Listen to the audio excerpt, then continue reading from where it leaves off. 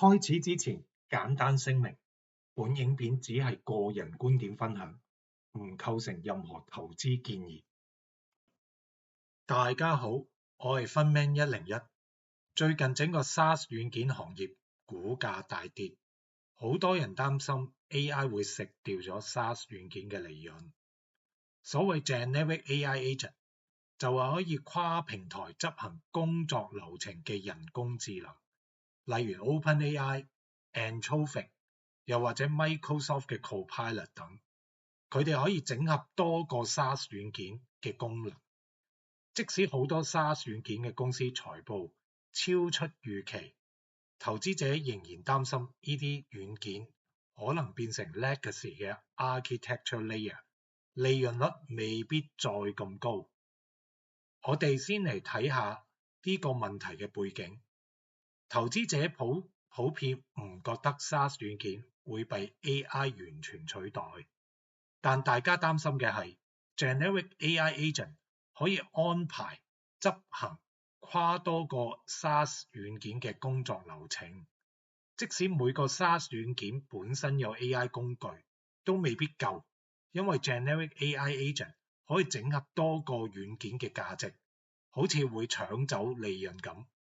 其實要分兩類 SaaS 軟件，第一類係簡單嘅 SaaS 軟件，佢哋就係功能少啦，業務邏輯簡單，的確有可能被 AI 完全取代。第二類係複雜、深度定制化 SaaS 嘅軟件，擁有複雜工作流程、客製化設定，唔容易被 Generic AI Agent 取代。利潤亦唔容易被吃掉。呢啲複雜 SaaS 軟件會有自己專屬嘅 AI Agent， 而 Generic AI Agent 會透過佢哋嘅 SaaS 軟件嘅 AI Agent 去執行工作流程，而唔係自己直接操作。講白啲，就係 Generic AI Agent 係指揮，實際操作都係由 SaaS 軟件嘅 AI Agent 去做。咁反而可以增加 SaaS 軟件公司嘅收入，因為 AI Agent 可以完成更多工作，更快更有效，幫助公司賺更多錢。另外，呢啲 SaaS 軟件可以將傳統按人頭 seat 收費嘅模式改變為消耗量計費，咁樣嘅彈性更能賺到 AI Agent 增加嘅使用量。所以我相信複雜 SaaS 軟件將來 PE 可以回到之前嘅水平，甚至更高。AI 唔會吃掉咗佢哋嘅價值，反而可以創造額外收入。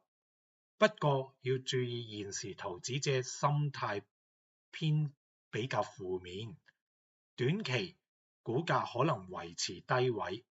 我預計最少需要6至18個月先有機會慢慢回升。換句話講，呢個係短期嘅下跌，但長期價值仍然存在。總結一下， AI 未必取代複雜 SaaS 軟件， Generic AI Agent 反而可能幫 SaaS 軟件賺更多。短期股價低迷，但長期仍有潛力。今集分享到呢度。如果你覺得呢條片對你有幫助，歡迎加入 Funman 101，掃描畫面上面嘅 QR Code 加入我嘅 WhatsApp 群組，我會第一時間分享市場觀點、投資思考同重要更新。你亦可以追蹤我嘅 Facebook 專頁 Funman 101，所有影片同文章都會喺上面持續更新。多謝你收睇。